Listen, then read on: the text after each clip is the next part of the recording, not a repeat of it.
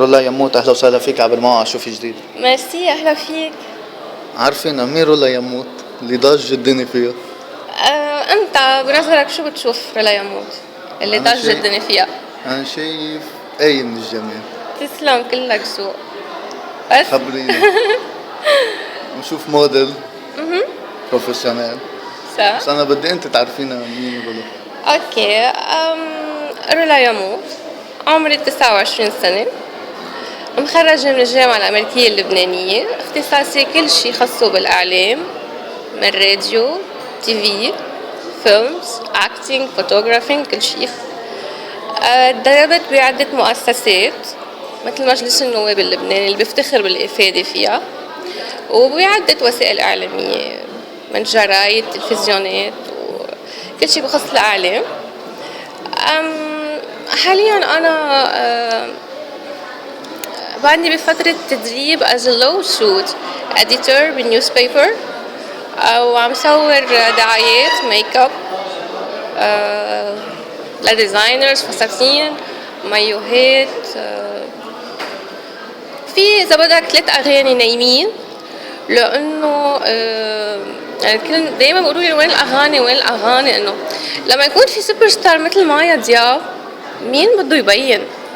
لما يكون في سوبر ستار مثل مايا دياب مين بده يبين؟ إنه واو.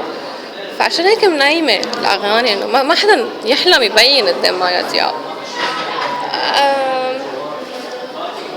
عم حضر سيناريو مسلسل وفيلم مع سليم الترك، وفي شوية مواعيد مع يعني رجال أعمال. كل ما عم تعملي شوتينج وعم ينزلوا الصور الميديا كلها عم تحكي فيهم، وبس نعمل سيرش على جوجل ولا على حيلا محل على الانترنت على رولا يموت بيطلع لنا دغري كلمة إثارة ولا سكسي، وما بعرف شو انت كيف لأنه الصورة ما بتحكي عن الشخصية أو عن أفكار الشخص أو عن أحاسيس، بتبين الشكل. وفي ناس يعني للأسف تفكيرها محدود أو ما بتحلل، عقد ما بتشوف وبتحكي وبتحكم. بس هذا شيء كتير حلو. كيف ترد عليهم مثلا اللي بينتقدوك؟ كيف ترد عليهم؟ يعني مثل شو بيقولوا؟ مثلا في جرأة زيادة. سوري؟ جرأة زيادة، في منهم بيحكوا انه عن جرأة زايدة بالشوتينغز تبعهم. اوكي، مأزية؟ فعلا بيعتبروهم مأزية. اوكي، يبعدوا عن القصة، انه انا ما عم بجبرهم يتفرجوا على اشياء مأزية، فيهم ما يتفرجوا.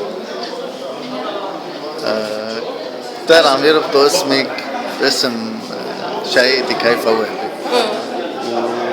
وكتير بيعملوا مقارنات، وانت خبرينا يعني يمكن بعد وين مرة حكي عن الموضوع للميديا. اول شي فكرة الكومباريزون لازم يكون شوي عندهم لوجيك.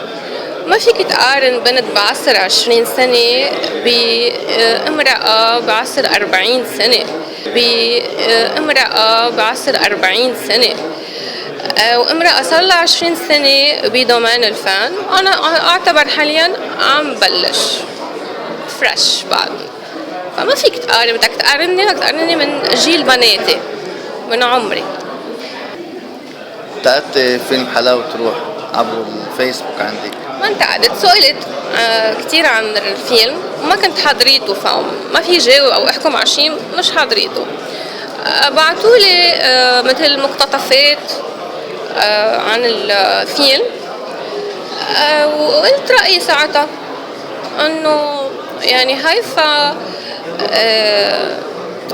مبدعة بالتمثيل، ما لازم انه تعمل هيك دور، بيلبق لها الادوار الراقية اكتر. انت الوجه الاعلامي لشركة كاتاليا، نظارات كاتاليا، خبرينا عن هالتجربة. دكتور محمود دكتوري من اكثر من 10 سنين، دكتور لعيوني، بحافظ لي على جمال عيوني وصحة عيوني، وبفتخر انه في عنا بلبنان هيك ابداع. دكتور لبناني عم بيصنع ماركة نظارات بروفيشنال من كل النواحي الطبية وال يعني هو بعتقد يمكن خبرك أكثر بتفاصيل دقيقة عن كيفية صناعتها. فبشرفني إنه أنا مبسوطة إنه لبنان عم يعطي، مش إنه بس أنا كنجمة كتلاقة، أنا مبسوطة إنه اللبنانية عم يبدعوا، لأنه زهقنا من البرين ووش، التعصب السياسي والديني وطمع العقول. نحن اللبنانية عنا إبداع وعنا اشياء اهم بكتير فينا نعملهم يعني ببلاد الغرب. بتمنى يعني نحن فينا نصنع سيارات وطيارات، بس لازم نبعد عن التشنج التعصبي اللي عم بصير، ونبعد شوي عن الناس اللي بدهم يسيطروا عقولنا ويمشونا وياخدونا وراهم. لازم نفكر ولازم نحلل احنا ليش لاحقين نقول هذا الطرف السياسي، وين بدنا نروح، شو بدنا نعمل. حرام.